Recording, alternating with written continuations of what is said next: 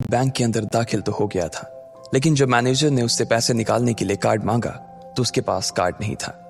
उसकी फटेहाल हालत देखकर पहले ही मैनेजर को गुस्सा आ रहा था और उसमें लकी ने ये डिमांड रख दी थी कि वो फिंगरप्रिंट से पैसे निकलवाना चाहता था। लेकिन पानी तब सर के ऊपर से निकल गया जब उंगली मैच नहीं हुई। मैनेजर ने फोन निकाला और पुलिस को फोन लगाने लगा। अरे अरे ये क्या कर रहे हो? देखिए सर, मेरी बात सुनिए, मैं कोई क्रिमिनल नहीं हूँ। हो सकता है मैंने गलत उंगली लगा दी हो, बस आप मेरे को एक लास्ट बार फिंगरप्रिंट लगाने दो प्लीज। लकी ने उसके सामने हाथ जोड़ते हुए कहा, देख, ये उंगली भी अगर नहीं लगी ना तो फिर ये मत कहना कि मैं अगली उंगली भी ट्राई करके देखता हूँ। बार बार ऐसा नहीं चलने वाला है। अगर ये वाली काम नहीं की तो मैं सीधा पुलिस को फोन करने वाला हूँ अभी। मैनेजर ने लकी को धमकाते हुए कहा। उसने अपने एक हाथ में मशीन और दूसरे हाथ में मोबाइल फोन पकड़ा हुआ था। उसने अपनी स्क्रीन पर पुलिस का नंबर खोल रखा था और उसका अंगूठा हरे बटन पर ही टिका हुआ था। इधर लकी ने अपने सीधे हाथ की उंगली को अपने पैंट से साफ किया और भगवान का नाम लेकर उसे उस मशीन पर लगा दिया। जैसे ही उसकी उंगली उस मशीन पर पड़ी, अब की बार फिर मशीन से एक आवाज आई और वो चमक कर हरी हो उठी। तभी मैनेजर के मोबाइल पर एक मैसेज आया। मैनेजर ने उस मैसेज को पढ़ना शुरू किया। Verification successful. खाता 1, नाम लक्ष्मण लाल अग्रवाल, खाता नंबर 01104। जैसे ही मैनेजर ने इस मैसेज को देखा, उसकी आंखें फटी की फटी रह गई थी। उस मशीन पर चमकती लाइट को देखते हुए लकी की आंखें भी चमक आई थी। लकी उस हरी बत्ती को देखते ही झूम उठा था और फिर उसने मैनेजर को घूर कर देखा। उसके दिमाग में वो सारी बातें चल रही थी जो मैनेजर उससे अभी थोड़ी देर पहले सुना रहा था। इधर मैनेजर ने उसके आगे हाथ जोड़े और खिसिया कर हंसते हुए कहा, लक्ष्मण सर, प्लीज मुझे माफ कर देना सर। मैं इस ब्रांच में नया आया हूँ और इसलिए मुझे मालूम नहीं था कि आप कौन हो। मैं इस ब्रांच का कस्टमर मैनेजर शशिकांत वर्मा हूँ। प्लीज आगे भी मेरा ध्यान रखना सर, प्लीज। Sorry sir. हाँ ठीक है, तो मुझे ये बताओ कि मेरे खाते में कितने पैसे रखे हुए हैं, लकी ने कहा और वो अब सोफे पर बैठ गया। मैनेजर उसके सामने ही खड़ा हुआ था और उसके खाते की जानकारी अपने फोन पर ही निकाल रहा था। उसने अपने फोन पर इधर उधर कुछ उंगलियां चलाई और बोला, हो गया सर, आपके खाते में इस वक्त 90,80,70,650 रुपए रखे हुए हैं सर। शशिकांत के खुद के होश इतनी बड़ी रकम को देखने के बाद उड़ गए थे। उसे विश्वास नहीं हो रहा था कि इस आदमी के खाते में इतना पैसा भी हो सकता था। लकी की शक्ल देखकर तो यही लग रहा था कि उसकी उम्र 20 से 22 साल से ज्यादा नहीं थी। ऐसे में अगर उसके खाते में इतना सारा पैसा रखा हुआ था तो ये वाकई बहुत बड़ी बात थी। शशिकांत अपने मन में ये सोच रहा था कि दुनिया के 99% लोग ही अपनी पूरी जिंदगी काम करने के बाद भी इतना पैसा नहीं कमा सकते थे जितना कि लकी के खाते में इतनी छोटी सी उम्र में रखा हुआ था। लेकिन लकी ने इधर जब उसके फोन में अपने खाते पर पड़ी हुई जानकारी को देखा तो उसे कुछ अजीब सा लगा। उसे लग रहा था कि उसे तुरंत इतने पैसों के हिसाब से अब अपनी जिंदगी को ढालने की कोशिश करनी शुरू कर देनी चाहिए, वरना उसके साथ वही होने वाला था जो आज बैंक में उसके साथ हुआ था। अरे सर, खाते में पैसे के अलावा और भी चीजें हैं जो मैं आपको बताना चाहता हूं सर। मैनेजर ने फिर से अपनी फोन पर उंगलियां फिराई और बोला, सर, एक तो आपके खाते में एक फरारी जुड़ी हुई दिखा रहा है सर। इसके अलावा आपके खाते में 2 किलो सोने की 100 ईंटें रखी हुई हैं, 5 किलो सोने की 20 ईंटें, पिकासो की 3 असली पेंटिंग हैं, 20 हीरे हैं 24 कैरेट के और भी बहुत कुछ है सर। मैनेजर ने हाफते हुए और अपने पसीने साफ करते हुए कहा। इतना सारा धन देखने के बाद शशिकांत की आंखें तो बाहर ही निकल आई थी। उसने कभी लकी जितना अमीर आदमी अपनी जिंदगी में नहीं देखा था। जितना पैसा और सोना और जायदाद उसके पास था, उसका 10% भी इस ब्रांच में किसी और के पास नहीं था। ठीक है, चलो मुझे एक कार्ड दे दो तुम, लकी ने अपने दोनों हाथों को अपने सिर के पीछे रखते हुए कहा। जी सर, मैं अभी आपके लिए एक नया कार्ड बनवा देता हूं सर, मुझे बस 10 मिनट दीजिए सर, बस 10 मिनट, शशिकांत ने कहा और फिर लकी के सामने ही निकल गया। जितनी देर में लकी ने अपने फोन पर फिर से उस मैसेज को खोलकर देखा, उतनी ही देर में मैनेजर उसके लिए एक चमकता हुआ सुप्रीम कार्ड लेकर उसके सामने आ गया था।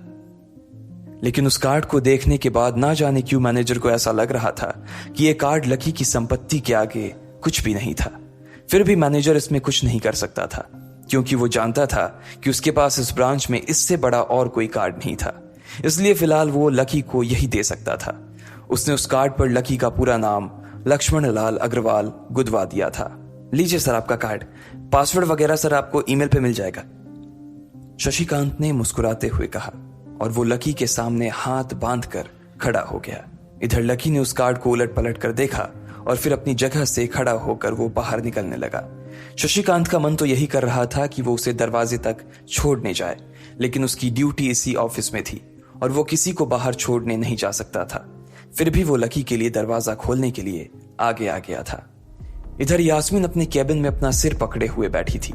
उसे समझ नहीं आ रहा था कि आखिर अंदर चल क्या रहा था। एक पल को तो उसे लगा कि लकी पागल नहीं बल्कि बदमाश था कोई, और उसने शशिकांत को बंदी बना लिया था। लेकिन जब वो लकी के लिए कार्ड लाने के लिए अपने दफ्तर से बाहर आया तो यास्मीन को लगा कि कुछ गड़बड़ नहीं हुई थी।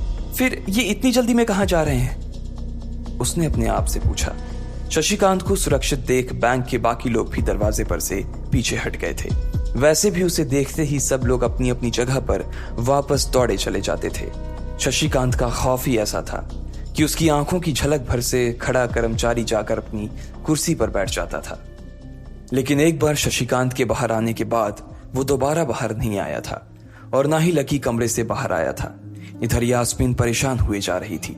वो जानती थी कि अगर कुछ भी गड़बड़ हुआ तो सबसे पहले उसकी नौकरी जाने वाली थी। उसने बड़ी मुश्किल से और मेहनत करके इस नौकरी को हासिल किया था और वो किसी पागल की वजह से इसे अपने हाथ से नहीं जाने देना चाहती थी। जैसे ही परेशान यास्मीन ने अपनी नजर उठाकर फिर से उस कमरे की ओर देखा तो पाया कि लकी बहुत ही आराम से उस कमरे से बाहर निकलकर दरवाजे की ओर बढ़ता चला जा रहा था। ए, रुको, तुम इस तरह नहीं जा सकते। यास्मीन जोर से चिल्लाई और भागते हुए लकी के पास चली गई। तुम्हारी हिम्मत कैसे हुई जबरदस्ती हमारे वीआईपी रूम में घुसे चले जाने की? यास्मीन ने गुस्से में पूछा। उसका मन तो यही कर रहा था कि वो अभी लकी का गिरेबान पकड़कर उसे झकझोर दे, लेकिन उसने अपने आप को रोक रखा था। मैंने पहले भी कहा था ना आपसे, मैं यहां सिर्फ अपना पैसा लेने आया था और कुछ नहीं, लकी ने कहा और मुस्कुराने लगा। यास्मीन ने देखा कि उसके हाथ में एक सुप्रीम कार्ड था और वो उसकी उंगलियों के बीच चमक रहा था। यास्मीन के दिमाग में आया कि लकी ने यह कार्ड कहीं अंदर से चुरा तो नहीं लिया, और इससे पहले कि वो यहां से चोरी करके भागता यास्मीन जोर से चिल्लाई, सिक्योरिटी, सिक्योरिटी। उसकी आवाज को सुनते ही दो बंदूक वाले गार्ड भागे भागे यास्मीन के पास आ गए। ये चोरी करके भाग रहा है, पकड़ो इसे। लकी ने जब यास्मीन के मुंह से ये बात सुनी तो उसके कान खड़े हो गए। इससे पहले कि वो वहां से अपनी जान बचाकर भाग पाता, सिक्योरिटी वालों ने उसे धर दबोच लिया था और फिर उसकी जेब टटोलने लगे थे। इधर यास्मीन ने देखा कि उस सुप्रीम कार्ड पर उसने अपना नाम भी गुदवा लिया था। तुम्हारी इतनी हिम्मत कि तुमने शशिकांत सर को डरा कर अपना नाम भी लिखवा लिया इस पर। इसकी जेब चेक करो, यास्मीन ने गुस्से से कहा। दोनों में से एक गार्ड लकी की जेब टटोलने लगा था। लकी की समझ में नहीं आ रहा था कि आखिर ये लड़की उससे समझ क्या रही थी। अगर उसे उसके खाते या इसकी संपत्ति या सिर्फ इसके परिवार के बारे में भी पता चल जाता तो भी यास्मीन उसके पैरों में गिर जाती। इससे पहले कि लकी अपनी सफाई में कुछ कह पाता, एक गार्ड बोला, मैडम, इसकी जेब में तो कुछ नहीं है, बल्कि फटी हुई जेब है इसकी। तभी उसकी बात सुनकर दूसरे सिपाही ने कहा, मैडम, हो सकता है ये इसी जेब में चाकू रख कर लाया हो और उसको निकालते वक्त उसी चाकू से इसकी जेब फट गई होगी। मुझे तो ऐसा ही लग रहा है। दूसरे सिपाही ने अपनी लड़खड़ाती जबान में बोला, अरे पागल हो क्या? ये सब आप लोग क्या बोल रहे हो? शशिका। इससे पहले कि लकी आके कुछ बोल पाता, एक गार्ड ने उसके दोनों हाथों को मरोड़ दिया था। इधर यास्मीन अपने मन में सोच रही थी कि अगर वो चाकू लाया था तो फिर वो चला कहां गया था। बाप रे! अचानक से यास्मीन की आंखें बड़ी सी हो गई थी। उसे लगा कि लकी ने उस चाकू से शशिकांत का खून कर दिया था। यास्मीन ने तुरंत अपना फोन निकाला और पुलिस को फोन मिलाते हुए कहा, हेलो पुलिस स्टेशन, मैं न्यू सिटी बैंक से बोल रही हूँ। हमारे बैंक में एक सनकी चोर घुस आया है और उसने हमारे कस्टमर मैनेजर का खून कर दिया है। आप प्लीज जल्दी आ जाइए सर। यास्मीन ने घबराते हुए कहा और फोन रख दिया। तब तक दोनों गार्ड ने लकी को नीचे घुटनों के बल बैठा दिया था और उसके सिर पर बंदूक तान दी थी। जैसे ही बाकी लोगों ने भी अपनी आंखों के सामने ये मंजर देखा तो वो सब लोग भी लकी के आसपास घेरा बनाकर खड़े हो गए।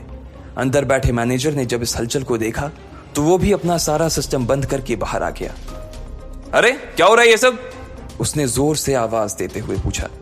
जैसे ही सब लोगों ने उसकी आवाज सुनी तो वो चौंक गए और शशिकांत वर्मा की ओर देखने लगे। देखने वालों में यास्मीन भी शामिल थी और उसने देखा कि उसका मैनेजर तो जिंदा है और सही सलामत उसकी आंखों के सामने खड़ा था। सर, आप जिंदा हैं? यास्मीन ने खुशी और आश्चर्य भरे भाव के साथ शशिकांत की ओर देखते हुए कहा, लेकिन अगले ही पल उसकी खुशी की जगह दुख ने ले ली थी। उसे एहसास हो रहा था कि आखिर उसने कितनी बड़ी गलती कर दी थी। यास्मीन ने अपनी ही जुबान काट ली थी और उसके जले पर नमक छिड़का शशिकांत ने। उसने कहा, मैं क्यों इतनी जल्दी मरने लगा और तुमने ये सब क्या तमाशा लगा रखा है? उसने कहा और फिर उस भीड़ की ओर बढ़ने लगा। जैसे ही वो आगे आया उसने देखा कि उन लोगों ने लकी को गन पॉइंट पर बैठा रखा है। अरे किसने किया ये? शशिकांत तुरंत लकी की ओर दौड़ा और उसने उसके पास खड़े दोनों गार्ड्स को हटा दिया। फिर लकी को उठाने के लिए उसने अपना हाथ उसकी ओर बढ़ा दिया और बोला, sir I am really sorry sir, इस बेवकूफी के लिए मैं आपसे माफी मांगता हूं sir, I am really sorry sir. Shashikant उसके पैरों में ही गिरने को हो गया था। लकी उसका हाथ पकड़कर खड़ा हुआ और फिर यास्मीन की ओर घूरने लगा। आप पूछ रहे थे ना ये किसने किया? इसने किया है ये, और इसने सिर्फ इतना ही नहीं किया बल्कि इसने पुलिस को भी बुला लिया है। इसे लग रहा है कि मैं कोई क्रिमिनल हूं जिसने आपका खून कर दिया है और आपसे ये कार्ड चुरा कर भाग रहा हूं, ये कार्ड जो आपने मुझे दिया है। लकी ने यास्मीन की ओर उंगली दिखाते हुए गुस्से में कहा। अचानक ही सब लोग थोड़ा पीछे हटकर यास्मीन को देखने लगे थे। यास्मीन घबराई हुई सी फर्श पर तो कभी छत को देखे जा रही थी। यास्मीन, जो मैं सुन रहा हूं क्या वो सच है? शशिकांत ने यास्मीन को घूरते हुए गुस्से में पूछा। उसकी आंखों में छुपे गुस्से को यास्मीन बर्दाश्त नहीं कर पा रही थी, इसलिए उसकी ना तो लकी से और ना ही शशिकांत से नजर मिलाने की हिम्मत हो रही थी। फिर भी वो जानती थी कि उसका चुप रहना इस वक्त उसके लिए बहुत खतरनाक हो सकता था, इसलिए उसने कहा, सर ये सब मेरी गलती है सर, ये मेरी बहुत बड़ी मिसअंडरस्टैंडिंग है सर। मुझे लगा कि ये जबरदस्ती अंदर घुस आया है और इसने आपके ऊपर हमला करके आपसे जबरदस्ती ये कार्ड बनवा लिया है और फिर आपको मार दिया है सर। यास्मीन ने घबराते हुए कहा। उसकी डरी सहमी सी आंखों में अब आंसू ही आ गए थे। मैनेजर ने जब उसकी ये बात सुनी तो उसने अपना सिर पकड़ लिया। यास्मीन जैसी समझदार लड़की इतनी बड़ी भूल कैसे कर सकती थी? उसने लकी को पहचाना ही नहीं था। खैर, मैनेजर को लगा कि इसमें उसकी कोई गलती नहीं थी। जब वो खुद लकी को नहीं पहचान पाया था तो फिर यास्मीन कैसे पहचान पाती? इसलिए उसने सोचा कि सबके सामने उसे कुछ कहने से अच्छा था कि वो यास्मीन को एक कोने में ले जाकर लकी की सच्चाई बताए। शशिकांत ने उसका हाथ पकड़ा और उसे खींचकर अपने साथ खंबे के पास ले गया और बोला, तुम्हें मालूम है ये कौन है? अरे ये लक्ष्मण अग्रवाल है, लक्ष्मण अग्रवाल खानदान का वारिस। तुम्हें पता है ना कि अग्रवाल खानदान का खाता हमारे बैंक की जितनी भी शाखाएं हैं उसमें सबसे बड़ा खाता है। यास्मीन ने जैसे ही ये नाम सुना उसके पैरों के नीचे से जमीन खिसक गई थी। वो जानती थी कि अगर न्यू सिटी बैंक इतनी ऊंचाइयों पर पहुंचा था तो उसके पीछे अग्रवाल खानदान का सबसे बड़ा हाथ था। इस बात का जिक्र उससे तब भी किया गया था जब उसने नौकरी ज्वाइन की थी। तुम्हें पता है इस लड़के के नाम पे कितनी प्रॉपर्टी है? ये अपने दम पर ना इस पूरे एरिया को खरीद सकता है, शशिकांत ने यास्मीन से कहा। यास्मीन जैसे जैसे लकी को देखी जा रही थी वो बड़ी बड़ी आंखों से उसे घूरे जा रही थी। लकी कभी उन दोनों को देख रहा था तो कभी अपने आसपास खड़े लोगों को देख रहा था। अब सबसे पहले तो पुलिस को फोन करो और उनसे कहो कि हमसे गलती हो गई थी, और उसके बाद जाकर तुम उनसे भी माफी मांगो, और अगर उन्होंने तुम्हें माफ कर दिया तो तुम्हारी किस्मत, वरना समझ लेना कि तुम्हारी नौकरी चली गई, शशिकांत ने कहा और दौड़कर लकी के पास जाकर खड़ा हो गया। इधर यास्मीन अभी भी वहीं पर खड़ी थी। अभी अभी जो शशिकांत उसे बता कर गया था वो यास्मीन पचा नहीं पा रही थी।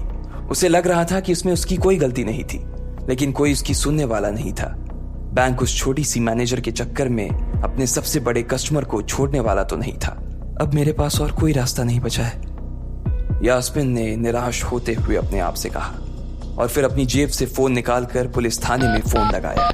जैसे ही यास्मीन ने पुलिस वालों से यह कहा कि उससे गलती हो गई और जिसे वो बदमाश समझ रही थी असल में वो बदमाश नहीं बल्कि शहर के सबसे बड़े रईस का बेटा था, तो उधर से आवाज आई, मैडम सॉरी, लेकिन अब तो गाड़ी निकल गई है, वहां पहुंचती होगी, अब आपको जो भी कहना है इंस्पेक्टर साहब से कह देना।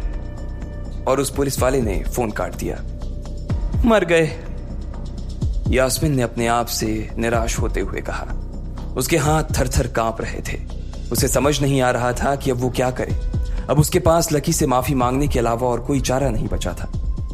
लेकिन अगर लकी सर ने मुझे माफ नहीं किया और उल्टा मेरे ऊपर डिफेमेशन का चार्ज लगा दिया तो, यास्मीन ने अपने आप से कहा। और वो अब और भी ज्यादा घबरा गई थी। उसने देखा कि लकी उसे घूर कर देख रहा था। शशिकांत पूरी कोशिश कर रहा था कि वो लकी को शांत करवा सके, लेकिन लकी वहां से हिलने का नाम तक नहीं ले रहा था। यास्मीन उसके पास पहुंच गई थी। वैसे तो वो जानती थी कि उसे माफी मांगने से उसकी किस्मत बदलने वाली तो थी नहीं, फिर भी उसने एक बार कोशिश करनी चाहिए और लकी से कहा, सर मैं आपको गलत समझ रही थी सर, एक्चुअली आपके। यास्मीन ने उसके कपड़े को देखा और एक सांस लेते हुए आगे बोली, सर प्लीज मुझे माफ कर दीजिए सर, मेरी इंटेंशन आपको हर्ट करने की बिल्कुल भी नहीं थी। मैं तो जो कुछ कर रही थी बैंक की सेफ्टी के लिए कर रही थी सर।